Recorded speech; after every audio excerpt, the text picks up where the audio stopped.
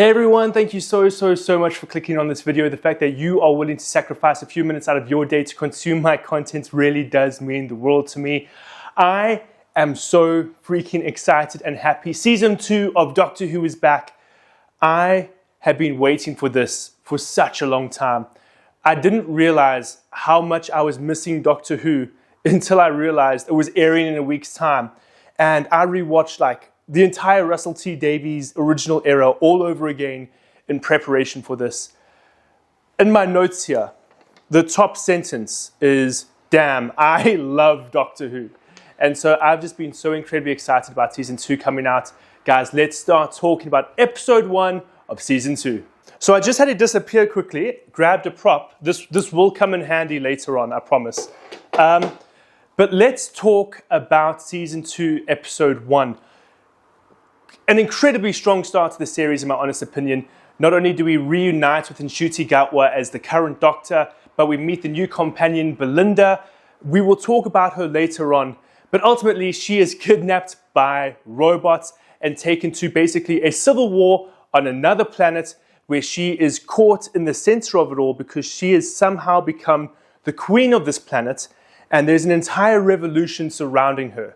And there is just a lot of themes to tackle in this episode. So let's break down everything, because this is an episode I really want to talk about. So I said that this prop would come in handy. This episode starts in such a weird way, but I loved, and it's because we have this man, Al, who is trying to basically impress his girlfriend, or I believe at this point, almost fiance Belinda. And he's like, I bought you a star. That's the Belinda star, or whatever. And I own a star too. When I turned 21, my parents bought me a star. And so as soon as I saw that in the episode, I was like, I definitely have to mention this. My star is called Caleb T. Janssens, after me. So I love that. I thought that was cool. So let's talk about the villains of this episode, which for all intents and purposes are the robots. Love the design. I love the little eyepiece that just, swipes through every emotion or objective they were thinking about. But am I the only one who really thought that they were very similar to those robots we met on Dinosaurs on a Spaceship, the Matt Smith episode? The way they moved, their overall bulkiness, it just felt so incredibly similar. So let me know down in the comments if you also made that connection.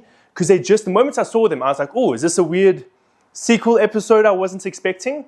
But no, I thought the way even though they were very, very similar, and their mannerisms were very, very similar, they found a way of making these robots feel so incredibly unique. And then obviously we have Mrs. Flood at the beginning of the episode.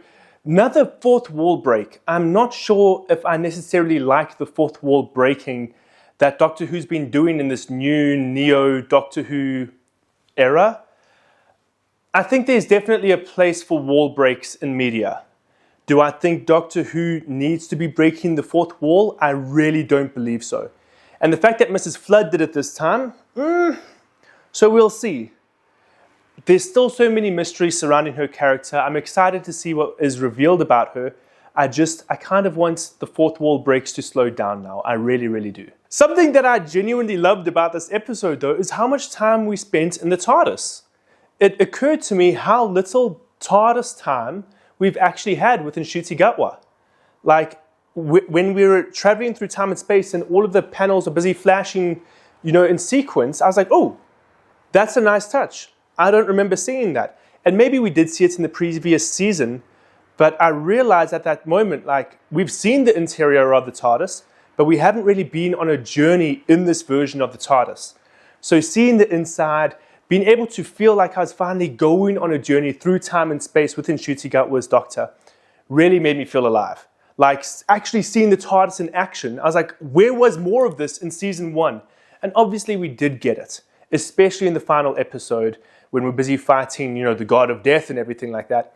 But just simple traveling from one time and space to another time and space, we didn't really get much of that in the previous season. So I'm very happy with that we got it in this episode. A random one, I love this though, the gun that the robots use when, they hit, organic material and they kind of freeze before they vaporize and you see their skeleton for a little bit, gave me some very serious Dalek energy. I enjoyed that. I think this was a lot more violent than we ever got with the Daleks, but just that little, visual resemblance, I really enjoyed. And talking about, the CGI and the visuals, I thought the CGI in this episode was phenomenal. I loved the visual direction of everything. I mentioned the robots before, but I love how they look. The quality of the CGI is amazing. If you compare this to early Doctor Who, holy smokes. Doctor Who, especially the original Doctor Who series, was known for its very, very bad special effects. Like, that was part of the charm of classic Who.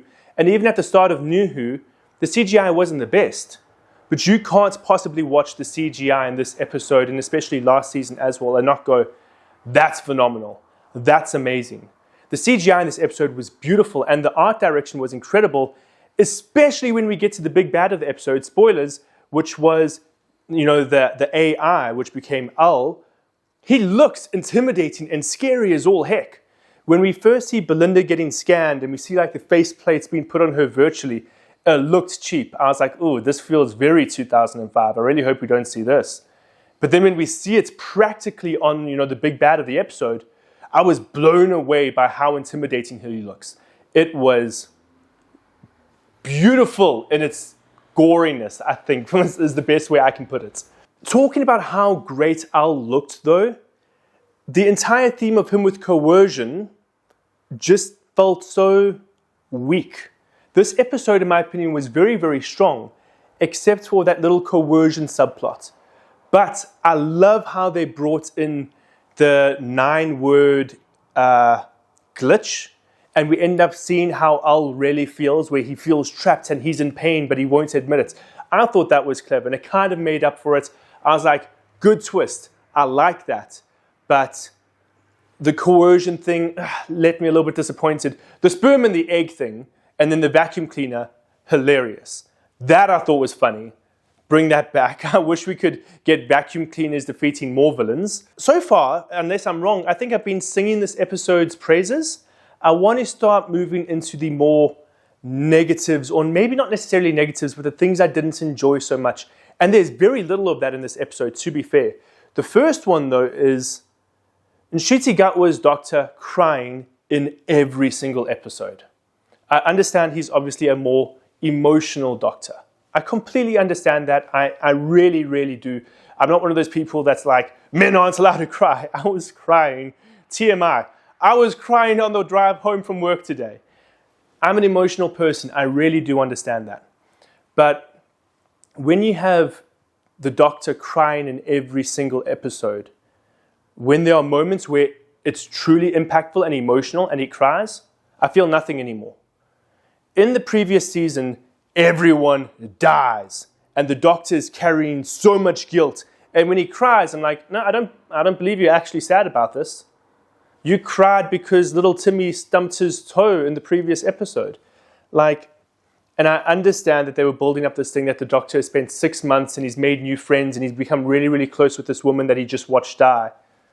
But we, as the viewer, didn't go on that journey.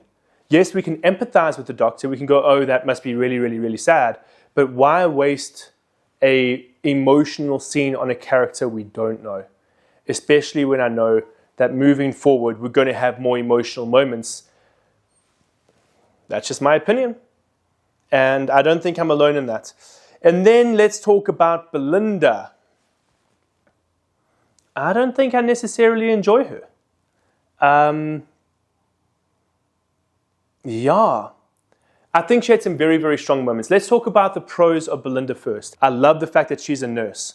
I love the fact that she already has the skill set to genuinely help people. And we see that a lot in this episode as well. Her desire to help people is there, but also her ability to help people is very, very present. So I really enjoyed that about her character, that she's actually capable. That was great.